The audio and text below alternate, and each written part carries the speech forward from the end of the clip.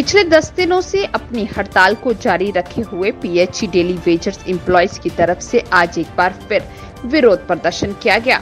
बता दें कि कल बीते दिन जो है डीसी जम्मू के साथ इनकी एक मीटिंग हुई थी और उसके बाद इन्होंने फैसला लिया था कि ये अपनी हड़ताल को 48 घंटों के लिए और बढ़ा रहे हैं, जिसके बाद आज इन्होंने ये साफ किया कि जब तक इनकी मांगों को लेकर कोई ठोस कदम नहीं उठाया जाता, ये अपनी हड़ताल को जारी रखेंगे।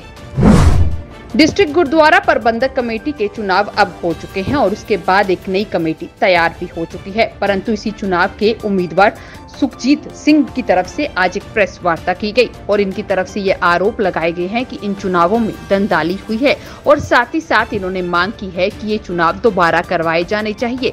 इनका साफ तौर पर कहना है कि जिस तरीके से चुनाव करवाए गए हैं वे सही तरीका नहीं था। सड़क एवं भवन विभाग R&B ने बांदीपुरा जिले में कई लिंक सड़कों के मैकेनाइजेशन की शुरुआत कर दी है। बांदीपुरा के अष्टांगू गांव में स्थानीय लोगों से बात करते हुए एक निवासी ने कहा कि हम विभाग से काम से खुश हैं, क्योंकि 30 साल के बाद अगर देखा जाए तो इस लिंक रोड का काम शुरू हुआ है। साथ ही साथ उन्होंने कहा कि अब गांव से अतिक्रमण को भी हटाया जा रहा है। इसके दौरान उन्होंने उपायुक्त डॉक्टर ओवैस अहमद और जिला प्रशासन बांदीपुरा का आभार व्यक्त किया।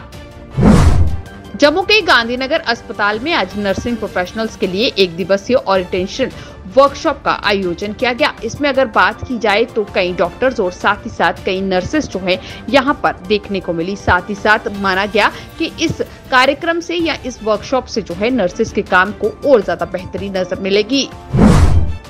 करगिल विजय ज्वाला बादामी बाग छावनी में मुख्यालय 15 कोर पहुंच चुकी है और चिनार युद्ध स्मारक पर रख जा चुकी है।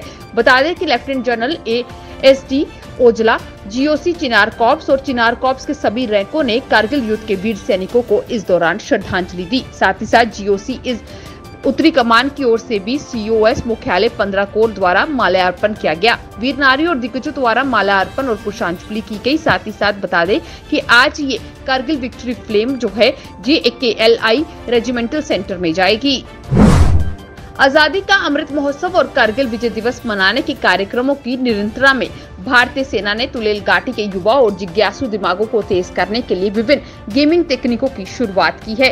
गवर्नमेंट हाई स्कूल जरनियाल के 75 छात्रों की उपस्थिति में एक खेल खेलने के दौरान समझाने की रुचि दिखाई गई और साथ ही साथ अपना समर्पण दिखाया गया। युवाओं और व्यक्तिगत विकास के लिए नए क्षेत्रों को परिचित करने के लिए गांव के बुजुर्गों और स्कूलों के शिक्षकों ने भारतीय सेना के प्रति आभार भी व्यक्त किया।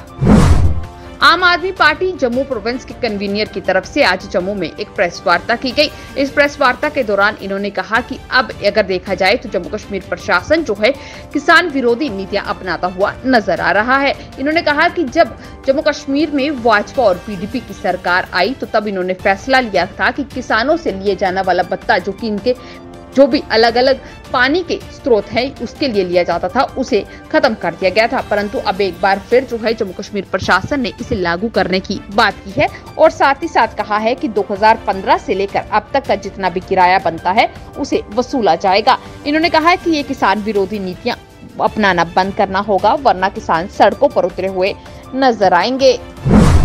डिस्ट्रिक्ट गुरुद्वारा प्रबंधक कमेटी की नवनियुक्ति मेंबर्स की तरफ से आज जम्मू में एक प्रेस वार्ता की गई। इस प्रेस वार्ता के दौरान इन्होंने सबसे पहले अगर देखा जाए तो सिख समुदाय का शुक्रिया अदा किया कि उनकी तरफ से एक बार फिर जो है DGPC की कमेटी को तैयार किया गया है। इसके बाद इन्होंने बताया कि आगामी 5 जुलाई को छठे गुरु हरगोबिंद सिंह के जन्म दिवस के उपलक्ष्य में भव्य कार्यक्रम टाली मोड़ गुरुद्वारा जो है वहां पर आयोजित किया जाएगा, जिसमें इन्होंने कहा है कि भारी संख्या में संगत पहुंचकर उनका आशीर्वाद ले। देश में कोरोना संक्रमितों की संख्या में बढ़ोतरी ने एक बार फिर से लोगों की चिंता बढ़ा दी है। स्वास्थ्य मंत्रालय द्वारा जारी आंकड़ों के अनुसार बीते 24 घंटों में कोरोना के 17,092 नए मामले सामने आए हैं। वहीं इस दौरान 29 मरीजों की जान चली गई।